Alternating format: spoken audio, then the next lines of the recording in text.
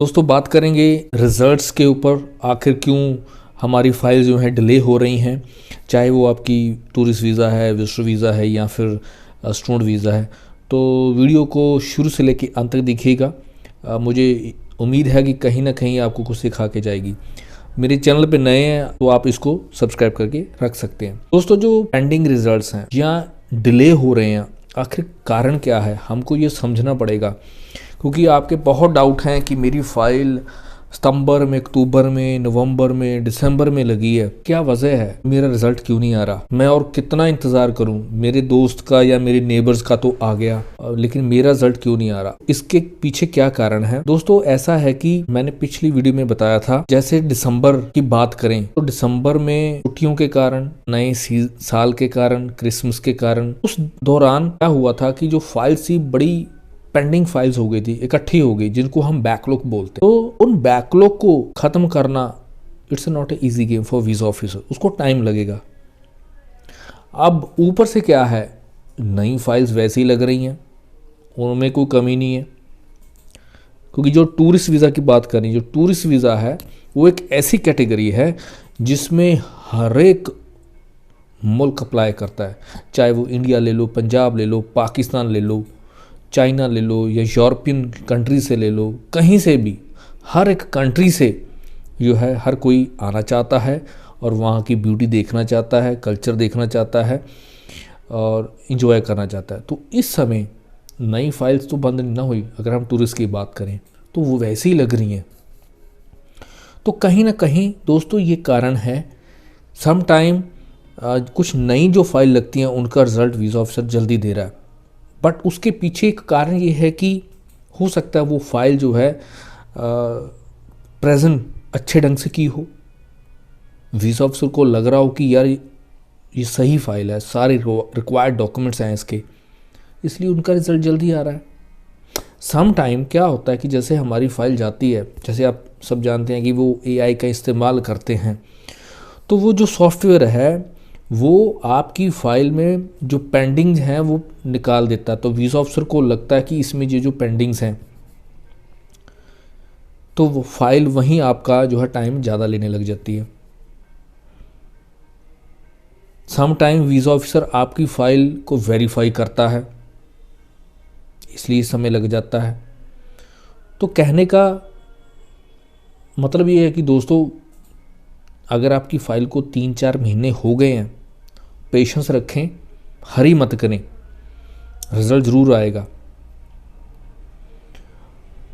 यहाँ तक सवाल है कि मेरी फ़ाइल को बहुत देर हो गई लगे को, तो उसके लिए दोस्तों देखो, मैं जो रेकमेंड करता हूँ, आपको 6-7 महीने हो गए या साल हो गया, अगर है कोई आपकी फ़ाइल में इतना टाइम लगा, तो उसको विड्रॉल कर लो। अदरवाइज़ अगर आपके माइंड में है कि 3-4 महीने हुए हैं या 2 महीने हुए हैं, रिज़ल्ट नहीं आ रहा, तो आप विड्रॉल कर लें, तो मैं रेकमेंड नहीं करता दोस्तों। एटलीस्ट 3 महीने ज़रूर वेट कीजिए करिए। अगर आपको लगे कि 3 महीने क्रॉस हो गए हैं तो विड्रॉल कराने की ज़रूरत नहीं है दोस्तों। इसका एक सिंपल सा एक मेथड है, वेब फॉर्म के ज़रिए आप कनेक्ट करें आईआरसीसी से।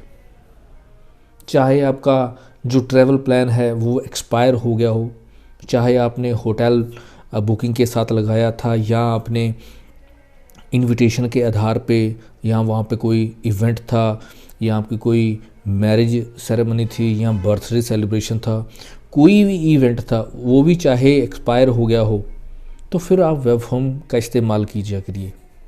जहाँ से आपने फाइल गई है उस कंसल्टेंट के साथ कनेक्शन बना के ये वेब फॉर्म को फिल करें, ताकि एटलीस्ट आप अपनी बात को आईआरसीसी तक पहुँचा सकें। अगर आप नहीं बताओगे मेरा ट्रैवल प्लान है जो एक्सपायर हो गया, तो वो आपकी फ़ाइल स्लीपिंग मोड में चली जाएगी, वीज़ा उसको पता ही नहीं चलेगा।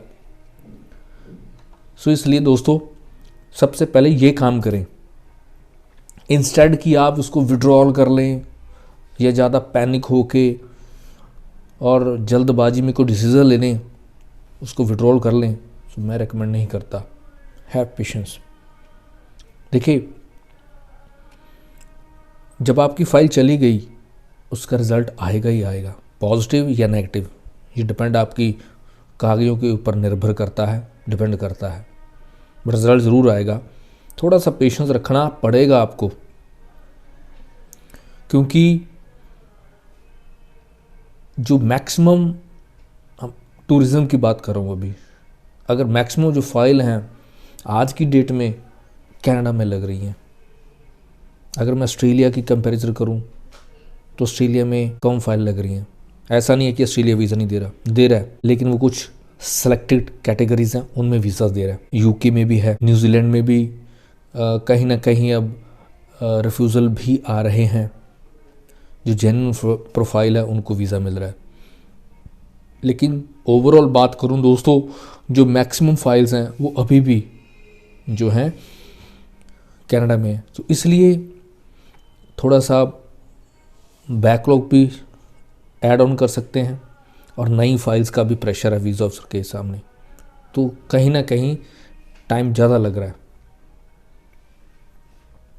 लेकिन रिज़ल्ट भी ठीक ठाक आ रहे हैं, बढ़िया आ रहे हैं।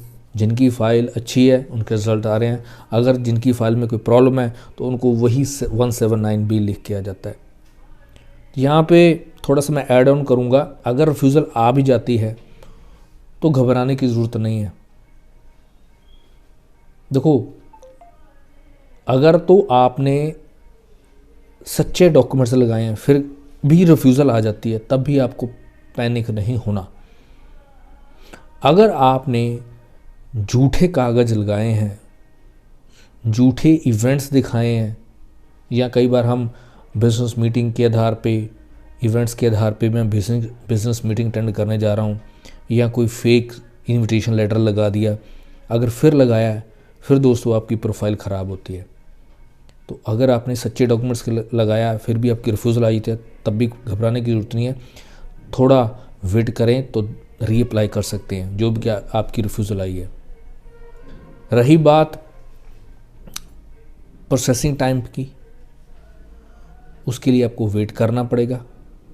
अगर मैं बात करूं प्रोसेसिंग टाइम टूरिस्ट वीज़ा का, तो 29-30 दिन का आ रहा है, अगर आपकी जो बायोमेट्रिक है वो अपडेट हो जाती है। नहीं आया रिज़ल्ट, बहुत डिले हो रहा है, उसका मैंने सोल्यूशन बता दिया, हैव पेशेंस।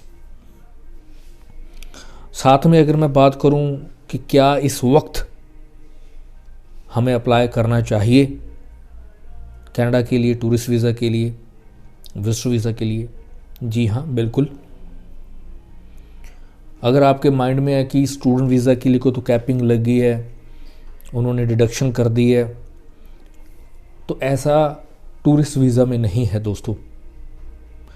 जो टूरिस्ट वीज़ा है उससे अनलिमिटेड अर्निंग होती है कनाडा गवर्नमेंट को, तो टूरिज़्म कभी बंद नहीं हो सकता। आप देखिए, टूरिज़्म के लिए चाइना से भी लोग आते हैं, यूके से भी आते हैं, ऑस्ट्रेलिया से भी घूमने आते हैं, पूरा शेंजन एरिया है वहाँ से लोग आते हैं, पंजाब, इंडिया, पाकिस्तान, तो वो नहीं बंद हो सकता। आप अप्लाई करें, बट अप्लाई करने से पहले थोड़ा सा आप अपनी फ़ाइल को ध्यान रखें, उस पर थोड़ा सा काम कर लें। अगर कोई कमी है तो उसको थोड़ा सा इम्प्रूव कर लें। फिर अगर आप फाइल लगाओगे दोस्तों तो आपको अच्छा रिस्पांस मिलेगा। अगर आप हरी में लगाओगे कि चलो एक ट्रायल करके देख लेते हैं, तो याद रखिएगा वो ट्रायल आपको वीज़ा नहीं सिर्फ रिफ्यूज़ल दिलाएगा। तो फिर भी आपको दोस्तों लगता है कोई आप गाइडेंस लेना चाहते हो तो एक विज़िट ज़रूर कीजिए। कोशिश करूँगा आपको सच दिखाने की। अच्छी लगी बातें तो इम्प्लीमेंट कर लेना, नहीं अच्छी लगेगी तब भी no problem. I pray to God आप जहाँ से भी फाइल करें आपको सक्सेस मिले। आज की वीडियो में इतना, नेक्स्ट वीडियो तक इंतजार। Till then thank you so much.